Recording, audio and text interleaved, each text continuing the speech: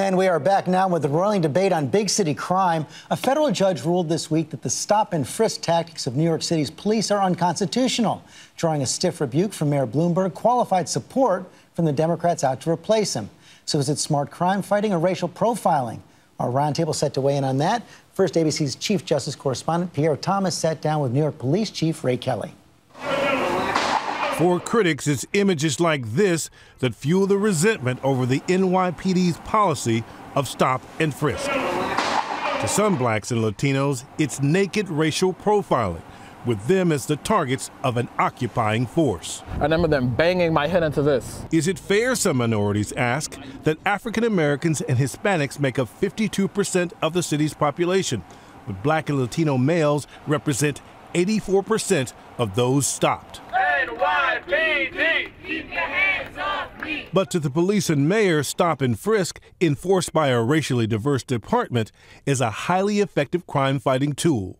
We have to give the members of our police department the tool they need to do their jobs without being micromanaged and second-guessed. When we met with Police Commissioner Ray Kelly, he flatly rejected a federal judge's conclusion that his tactics violate the Constitution. You know, the critics call it racial profiling. The judge called what you do, stop and frisk, unconstitutional. Why is it not racial profiling? Well, you have to apply a formula of sorts. Do the stops comport with the description given by the victims of perpetrators of violent crime?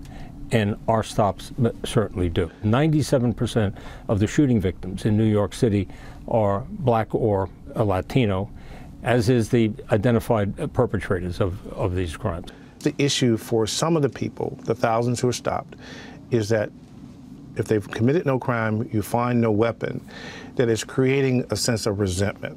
As an African-American male, I know I've been pulled over a couple times, you know, for reasons I couldn't understand. And afterward, I sort of felt a little violated, a little frustrated. Can you see where the people are coming from? Absolutely. In terms of why they're frustrated? Absolutely. Understandable. Nobody wants to be stopped. We have engaged in a major training evolution for several years, focusing on these issues, to do these stops with courtesy, do them with respect. Stop and frisk allows officers to detain people they deem suspicious in high crime areas.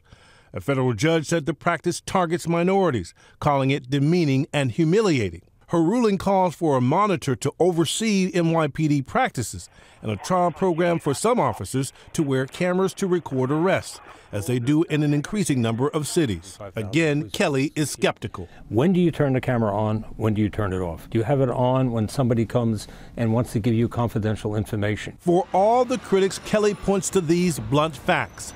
There is far less crime and less blood in his streets. In New York City, there have been more than 7,300 fewer deaths in the 11 years since Bloomberg took office than in the previous decade. That's a 50% drop. What we're doing and what we're trying to do is save lives. Murders are down to record lows, shootings down to record lows. Things are going right here in New York, and this decision certainly has the potential of overturning it.